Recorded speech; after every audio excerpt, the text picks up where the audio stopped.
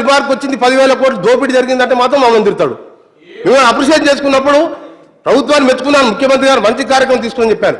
ఇంత ప్రూఫ్తోని sub contract agreement చెప్తే మీకు కూడా తెలుసు, ఆఫీసుల ముందర ఆంధ్ర కాంట్రాక్టర్ల ముందర వందల మంది పడిగాపులు కాస్తే మీరు పేమెంట్ ఇచ్చిన తర్వాత 2 months వరకు ఈ 50% వాళ్ళకి వచ్చేది.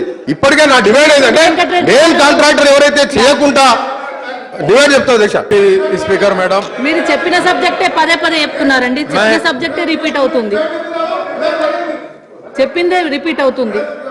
Please conclude. నేను ఒకటే రిక్వెస్ట్ మేడం, మెయిన్ కాంట్రాక్టర్ ఎవరైతే రిపీట్ కాకుండా వర్క్ అవార్డు తీసుకున్న వాళ్ళు సభాపతి ఎట్లా సభ నడుపుతారండి ఇన్నిసార్లు మైకులు తీసుకుంటే? కరెక్టేనండి. ఈ రకంగా దబాయించే ప్రయత్నం చేయడము, ఒక సభ్యుడు 4 సార్లు 5 సార్లు క్లారిఫికేషన్ తీసుకుంటే ఎజెండా ముగుస్తుందా? ఎల్ఓపి గారు పొద్దున మీరు మాట్లాడేటప్పుడు మాకు చెప్పిండ్రు, చైర్కి చెప్పిండ్రు, మీ సభ్యులకు కూడా చెప్పండి దయచేసి. What is this? నాకు అర్థం కాదు. ఈ రకంగా ఒక సభ్యుడు చెప్పిందే చెప్పి ఒక్కొక్క సభ్యుడు 4 సార్లు క్లారిఫికేషన్ అడిగితే ఏ రకంగా సభ అవుతుంది? ఎట్లా నడపాలి చైర్ సభను? ఇప్పుడు చైర్ సభను నడపాలంటే అందరూ కూడా కోఆపరేట్ చేయాలి. What is this? ఏ రకమైన పద్ధతి అయితే దయచేసి ఎల్ఓపి గారు కూడా దీని మీద స్పందించి సభ సజావుగా జరగడానికి మీరు సహకరించాలి తప్ప మేము డిక్టేట్ చేస్తాము, ఇస్తారా ఇయ్యరా చేరు, ఈ రకమైన పద్ధతి సంస్కృతి అయితే మంచిది కాదు.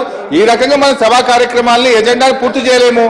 4 సార్లు మీకు మైక్ ఇచ్చిండ్రు, 4 సార్లు మంత్రి గారు క్లారిఫై చేసిండ్రు, మళ్ళీ మీరు ఇస్తారా?